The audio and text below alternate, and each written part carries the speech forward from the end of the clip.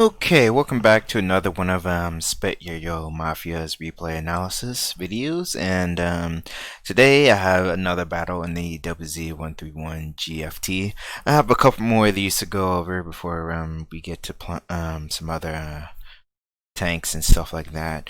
Especially as soon as I get done with these ones, I want to go over the 141 because that was a pretty good video, and it gives you an idea of what to do if your game isn't going so well, and how you can kind of try to make up for it regardless. It's actually really hard to do stuff like that, so I do think it's really important to talk about that. But anyways, in this video, I'll be talking about things I do right and things that I do wrong, and why I did what I did. This is another ace tanker.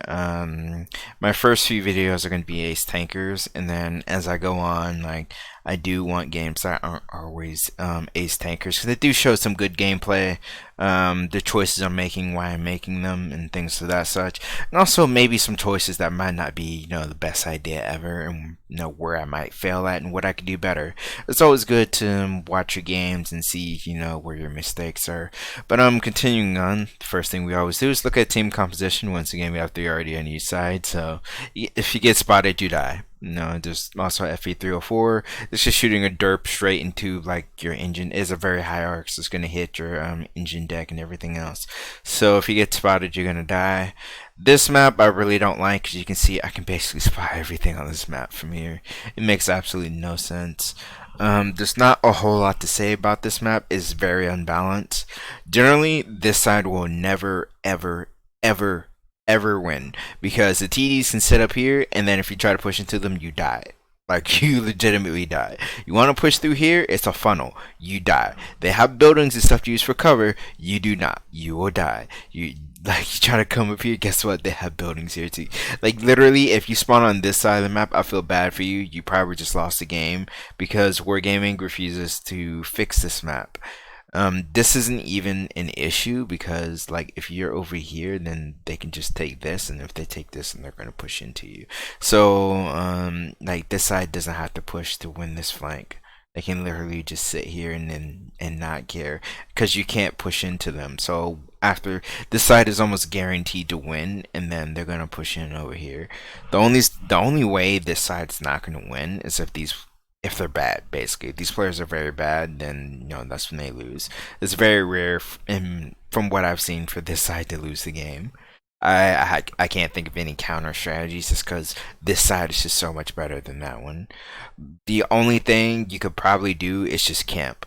But camping isn't very fun. Let's think of some other. I'm gonna explain some other things. Let's see right here. You see these buildings? You can actually hide over here. This is all open field. Literally, all of this is useless. So more than half of this side of the map is completely open field and useless. How is that balanced compared to the other side, that they can hide behind stuff? Because if you get spotted over here, like, you're in the field, where are you gonna go? You only got a few buildings compared to this side. That's why it's so unbalanced. But continuing on, if you're in a tank destroyer and you're spawning on this side of the map, yeah, I would suggest this going over here. If you have some gun depression, maybe you can play over here. It really depends on the team compositions. As we see here, they have like two heavies or something like that. So it's gonna be like, the heavies usually go over here, so it's gonna be like 2 heavies there. It's a bunch of mediums. Mediums tend to play there. Ts will play back here usually. That's what we're expecting. Mediums are likely to push here too. Sometimes the heavy tanks also push on this line. It really depends. But really, that's just their XP pinatas for going this way when there's tank destroyers on the team. So Dicker, Max, Jackson, and me, we're probably going to be over here. If you push this way, you're going to get farmed. But without further ado, let's start the game. Time to roll out.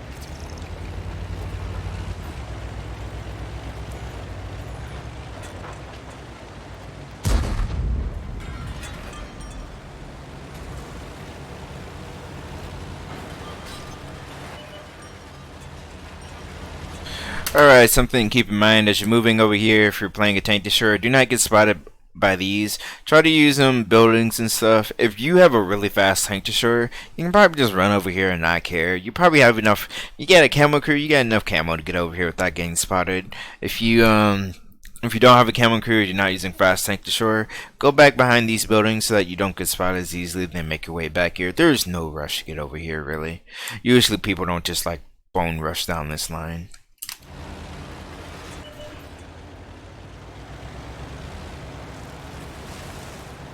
And there's always someone like who goes up here, a light tank or medium tank, that comes over here and spots them. So if they're rushing, you're gonna know that they're rushing. Like, it's gonna be pretty obvious that they are. Then you can just deal with them as is. It's generally not that big of an issue.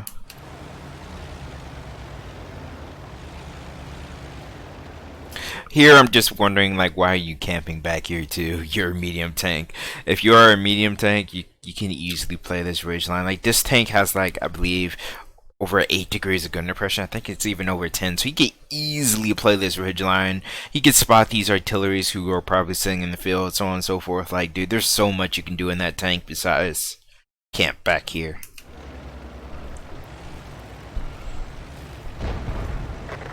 Okay, one thing I'm gonna say about this flank: if you ever go to like a flank and you're trying to like camp there or something, if there are trees there, knock them over so you can use them as camo. Like, knock as many over that are close to you that you plan on using. Like, I can knock this over to cover this already. Like, that would help him. I can knock these over, so on and so forth.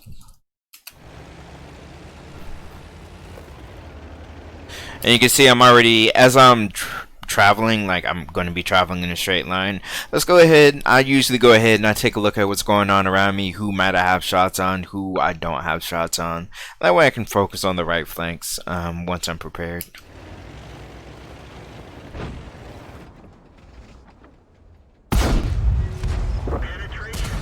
So you see me take my shot. I mean, he's in the open. I'm going to take my shot, right?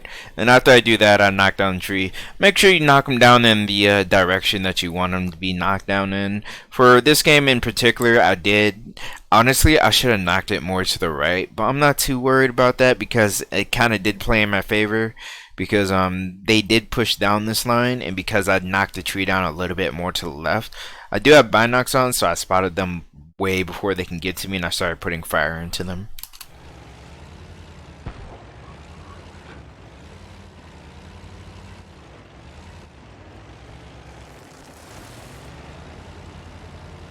Then do keep in mind that while you're here, these trees do work as camo while they're up as well. So these count as like shooting through bushes and whatnot.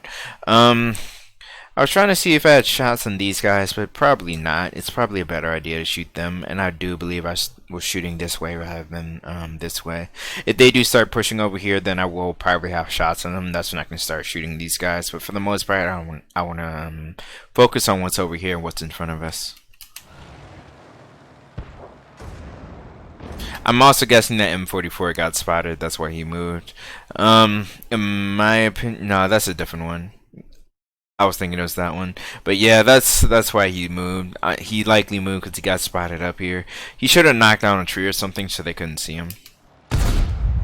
And you see, I am shooting at target now, but you see he got shot because he's up here instead of over here. It's like, also, if you're gonna fire, make sure you move back, you know, so that way what will happen if you fire in the bush is that the bush loses all its camo. That's why you move back until you can't see through the bush anymore.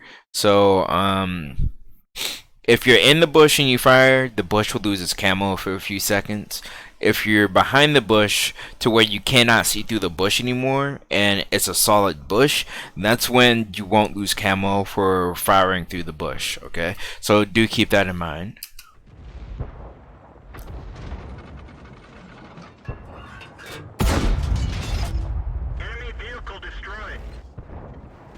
And also, the reason why I am right here on the edge of the map instead of like right here is right here gives me better shots directly down this line. So these guys on here who are spotting for me, I'll be able to shoot there.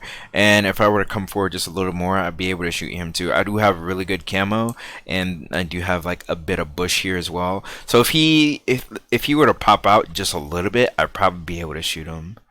So, like, you can see that red outline right there. I do have a shot on him from, like, literally right here. I can shoot him. So, I think I might be paying attention to that, too.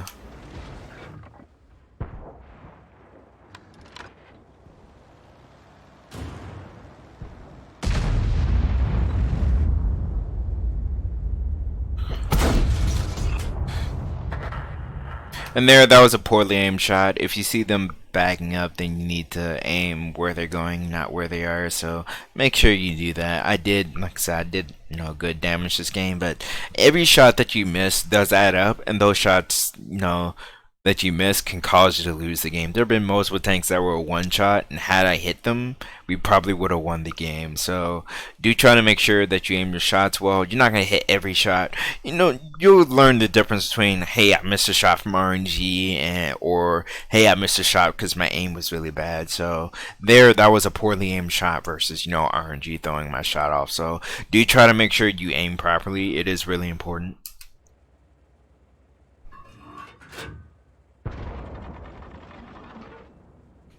And another thing to keep in mind is I don't really know these maps. I'm not at that level where I really, really, really know these maps. I just know why I'm using certain positions, and I'm the type of player who adapts to my environment. So like there, I didn't know I could really shoot through like that window, but I'm just looking. I'm like, hey, who knows? Maybe I might have a shot. So I do look for stuff like that. What's the harm in looking, right? I haven't played on this map in years. I'm figuring it out again, so here we go.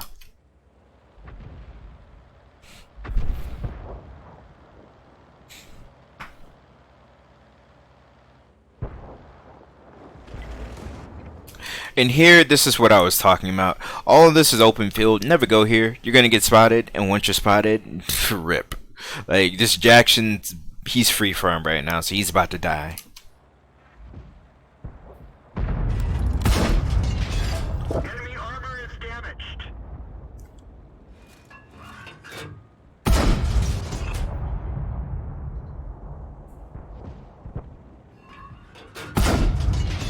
Enemy is hit.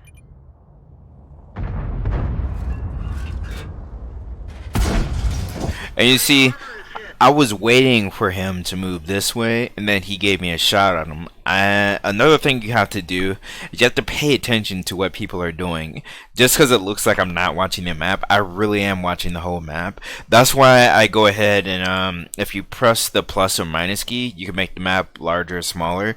I just go ahead and press the plus key like as soon as I install and make it as large as possible. Because in my opinion, this is the most important thing in the game. It's understanding what's going on. So I saw him pushing, and I lined up the shot, and I went ahead and fired at him. So while you don't need great reactions, like for example if you're playing like a shooter like Call of Duty or something like that, you do need a good reaction speed to understand what's going on, so that way you could take a shot like that on the Type 64, because now he's a one shot instead of him being a 2 or 3 shot for, like, for example, our SRV where he's pushing in to kill him. Now he's a one shot, and the SRV can easily kill him at this point.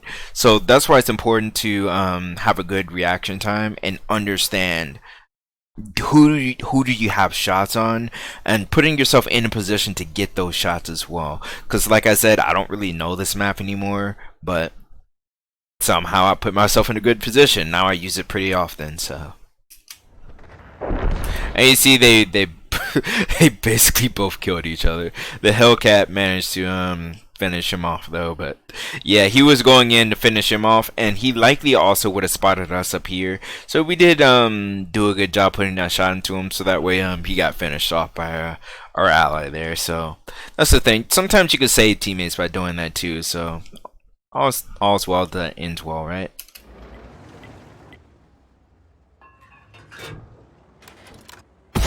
Okay, you see what this IKV is doing? Don't do that. If you're in a glass cannon TD, you don't have a turret, don't pull out in front of a medium tank that does have a turret. That's a bad idea. If I were this IKV, I'd probably be fighting from, like, if I were to shoot him, I probably would be back here or something trying to get a shot onto him. Because then he probably wouldn't be able to spot you. I mean, it's a small map, but you do have good camo. Like, an IKV is a really small tank. I wouldn't push up to where he did. Like, don't try to force a situation that's not going to happen, right? And the other thing is, you see that your teammates are dying, you see their carcasses lying around. That means that they got killed by something. Something else you want to notice? Look at this right here. This tells you, like, you're going to see this pop up. It tells you if you kill someone, if someone else kills someone, and it tells you generally who killed them. Right now, their entire team should know that I'm sitting in this area and I just shot him. They should know that based off he just died, right? And a lot of things time, what I would do is, if I get shot by someone or and they're not spotted, or I die by somebody, I go ahead and let them know in chat, like, hey, I got shot from this direction, this is who did it, so on and so forth. That stuff is very valuable information, especially the good players. It's like, we will appreciate it when you do that, and trust us, we're reading the chat and we are looking at what you're saying. So we're gonna look at your ping and say, okay, this guy is around this area, thanks, good information. So no, that's another thing to keep in mind.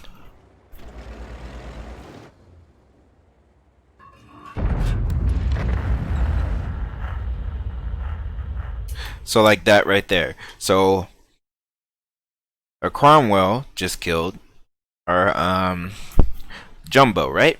I don't know where he died at, but basically that tells you that, you know, the Cromwell killed somebody, right? So that type of stuff would tell you important information. So like if you have camping, if you have like camping TDs or something like that, and you're worried about them, or you don't know where they are and someone dies to it, that will tell you about where they are, especially if they're near you and you saw this, you know, the shot being fired. That definitely tells you who it is, and where they are. Also listen to the sound of the gun that's being fired, because they sound different. So, and that not only does that tell you what tank it is, it can also tell you what type of gun they're using. For example, the Rheinmetall Borsig has a really big gun, then it has a smaller gun. The really big gun sounds totally different from the smaller gun, so you can tell what type of gun they're using just based off the sound alone. So do keep those things in mind. Like, there's a lot to this game, and the more you play it, the more you're gonna learn these things. And these are things that better players pick up on, and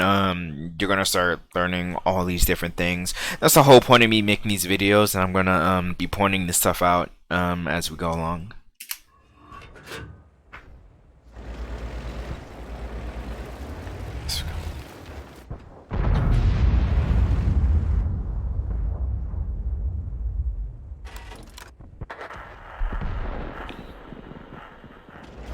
Okay, so now I'm looking at the map, and I'm like, I don't have any more targets to shoot, and a lot of my teammates are dying. That means this flank is done. There's no reason to sit here anymore. And if I were to guess what's the best way to get shots, is to get shots on the enemy, I probably want to start shooting these guys. Let's start counting again. We got 1, 2, 3, 4, 5, 6, 7, right? Let's see how many they have. 1, 2, 3, 4, 5, 6, 7, 8. Okay, so there's one tank that's not spotted. That's the Hellcat. I believe the Hellcat killed our SCRV here. So what we know is if he killed the SCRV like that was around here, I don't think he was over here, because we would have spotted him, right? But he hasn't been spotted yet after he's fired his gun. So that tells us he's probably around this area. So I'm not too worried about being spotted if I push up, because the Hellcat is probably over here. This is what I mean by using this marker right here to tell, you know, who died by who, and getting an idea where people are. Because based off where he is and who killed him, the Hellcat, who hasn't been spotted yet, I'm guessing he's around here and that he's not around here. So the next thing I want to do is I want to push up. I want to kill this Cromwell. If this type doesn't kill him, then, you know, I'll deal with him then, right? Our heavy tank is also pushing up too, so we do want to make sure that we support him. But what I'm thinking of is I want to shoot these guys over here. They're kind of just sitting here and they look like they need a little bit of help, so we can definitely provide that help, right? We don't need to push into this Firefly and go all the way up there and try to kill him. We can leave him alone. He's probably not going to accomplish too much more, because the only people he'd really have to shoot is if he spots us, which isn't likely. He's not likely to leave that position. I have a lot of camo, and there is some cover here, so I can just shoot directly into these guys.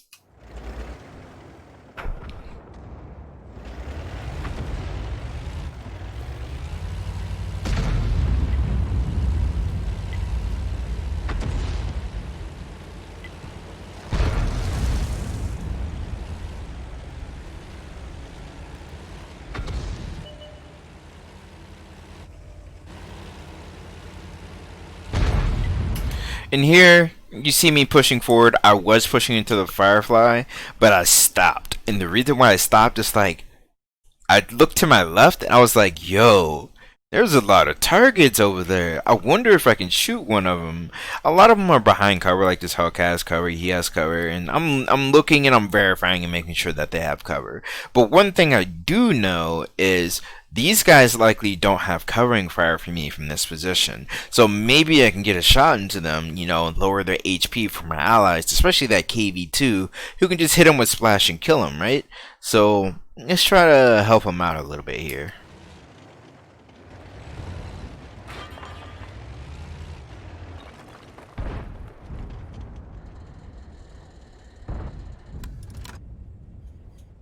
And there you see, hey, I can see, you know, the Type 6 heavy tank, right? So let's try to see if we can get a shot on them.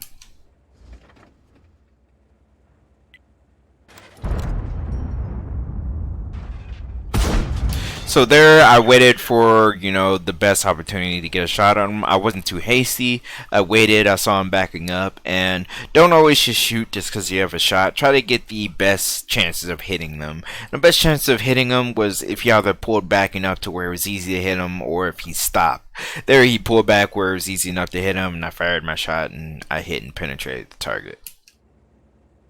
Now he knows we're here. He's probably not going to sit there anymore, right? He's probably going to pull forward. And I'm probably not going to get any more shots on him. So since I'm not going to get any more shots on him, I'm going to scan the field one last time, make sure I can't shoot anybody, and then I'm probably going to go finish this guy off.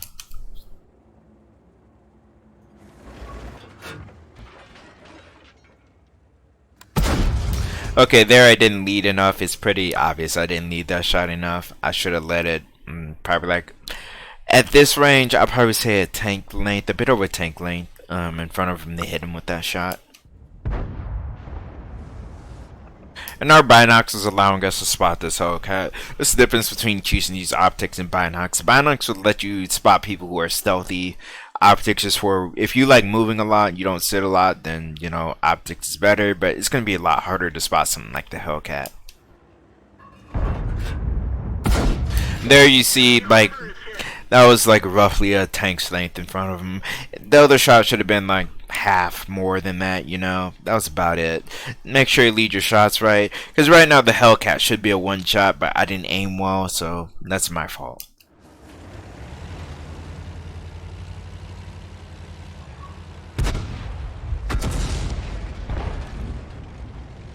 Now I'm trying to decide what I want to do. Obviously, I can't help these guys, and he's buying hard cover. But I do want to go deal with them so they don't start shooting our allies who are poked up over here.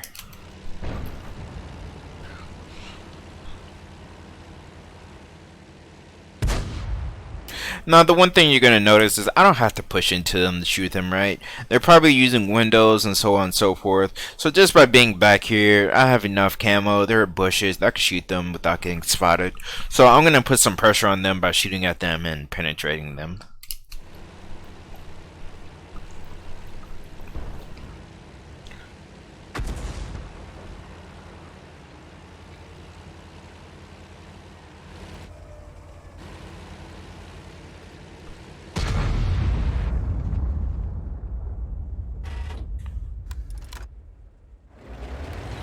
Alright, you see I pulled back. I was just being patient. It's like, they're going to get spotted eventually, and when they're spotted, I know they're looking through a window or something like that, and that's when I can take shots at them. Alright, here I can't see through the obstacles in the way, so that's why I'm not in sniper mode, and I'm actually looking for a red outline so I can fire at them.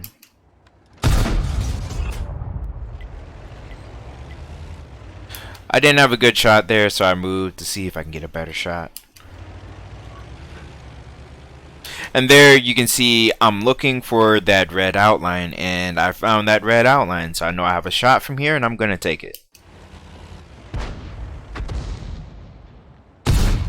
So that's the thing. Another thing is, just because you're moving doesn't mean you can't look around, doesn't mean you can't verify whether or not you have shots. So that's something else that you want to get used to doing, especially if you're in a turretless TD, because you want to plan out what you're going to do as you're moving. So if you're looking for shots on somebody, try to line it up as you're moving. If you right click, you're able to, as long as you're not in sniper mode, you can move your camera and you can verify, you know, whether or not you have shots on somebody or not.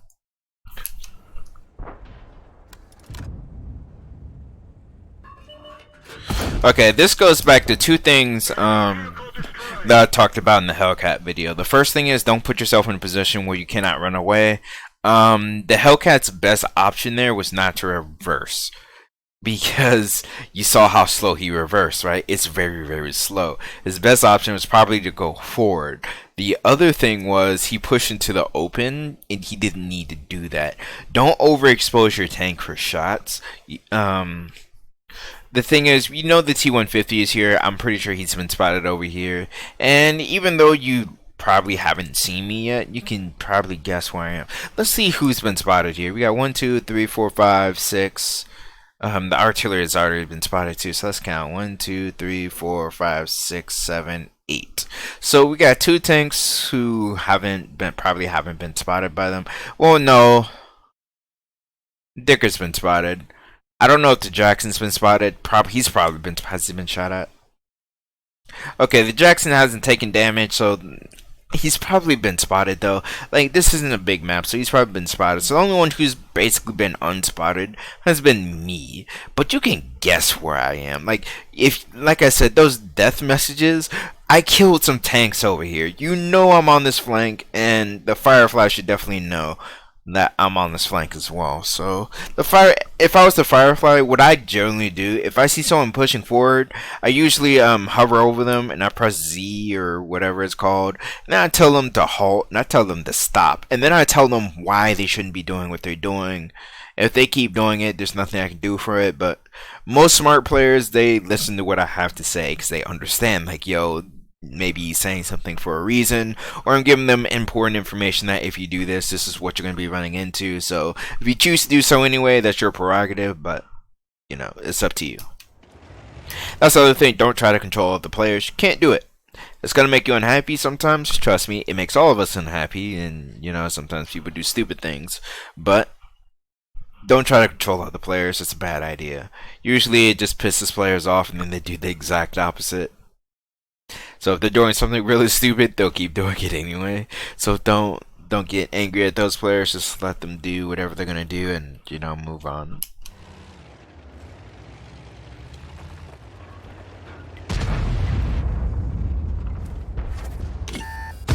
You see, now I'm spotted, but once again, I can't really see you all, so I gotta shoot through these objects, right? He's under the same duress that I am. Like, there's a long line of objects here, so we're both not making very good shots here. I think I did hit his like view range or something like that, so that way I think he has less view range now, I'm assuming, or maybe I hit his gun or something.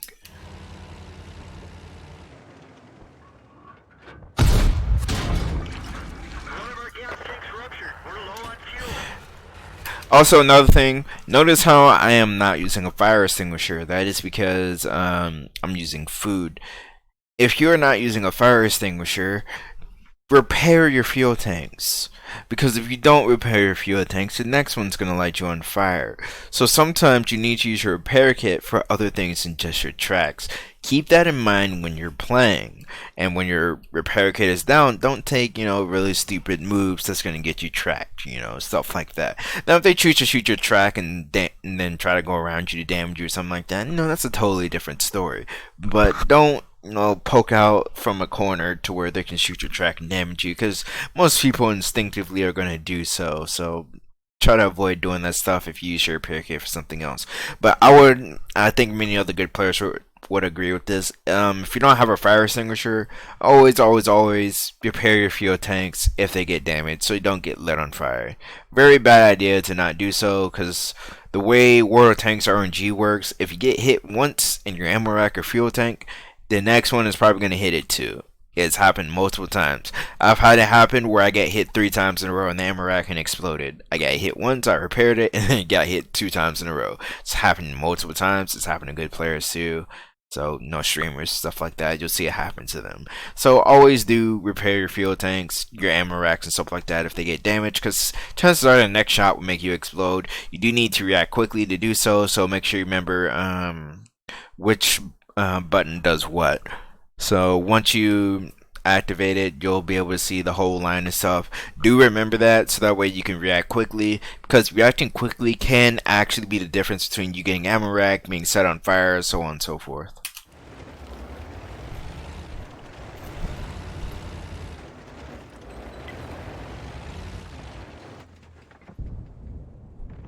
Alright, our T-150 is asking for help, and I'm more than willing to help him here. I mean, most enemy tanks are dead at this point. There's only Bert the Avenger that's left alive, M4 Jumbo that's about to explode in a ball of fire, and the Firefly that's left alive.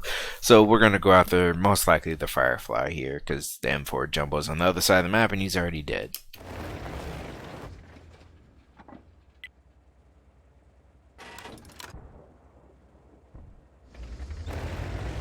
There, I was just verifying that he wasn't still there. T-150 should be spotting him as well. And we're going to move in and try to help him. I'm going to assume that he's no longer here. He's probably sitting over here somewhere. So this is where we expect to see him. It's probably not going to be looking that direction, so it's going to be good for us.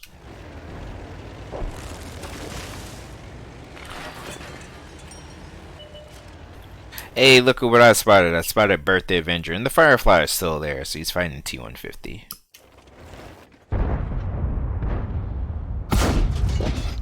Well, rip Bert the Avenger. He tried.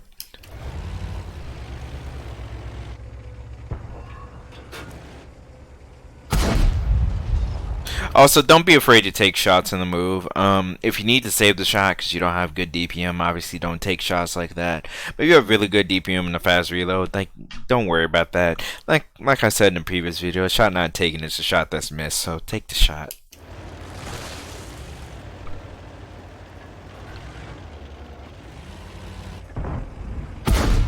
There, I should have fired a little bit sooner, but it is what it is. He should know that I'm here now. Like, if he's not paying attention, that's on him.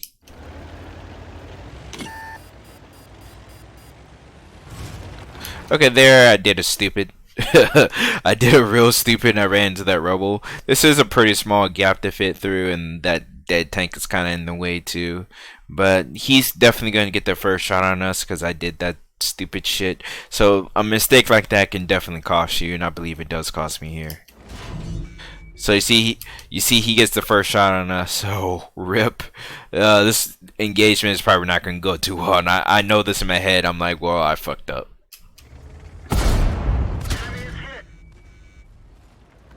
So I got the first shot on him, and now I'm trying to fuck off because I'm like, yo, I'm totally dead now, right? So basically, if I had turned sooner, I would have got my shot off sooner, and I would have reloaded to shoot at him again. I'd probably be alive, be paying less repair bills, and also to have another 250 damage. This would be like a 3.5k damage game, right? So those small things make the difference. They really, really do. But no, the team is cleaning up now, so he's gonna die to the Type 64. This was a pretty good game in my opinion. You know, we did 3.2k damage. That's like, what? That is a lot of damage. That's more than 5 times our health. So this is a really good game. It's a really good showcase of how to play a stealthy TD. Things you should and things you shouldn't do. You know, I didn't play perfectly. I obviously made some mistakes here. If I played better, it'd be like a 3.5k damage game. And that stuff does matter because that extra shot per game, that's the difference between maybe 3 marking a tank and not 3 marking a tank. Like, it really, really does matter. And if you are marking a tank, you want to keep, you know, track of stuff like that. So I might try to 3 mark this tank. I don't know yet. I do want to play the tier 7, but before I start doing stuff like that, I need more credits. So right now I'm kind of grinding credits so that way I can afford all these things. But yeah, like I said, it's a really good tank.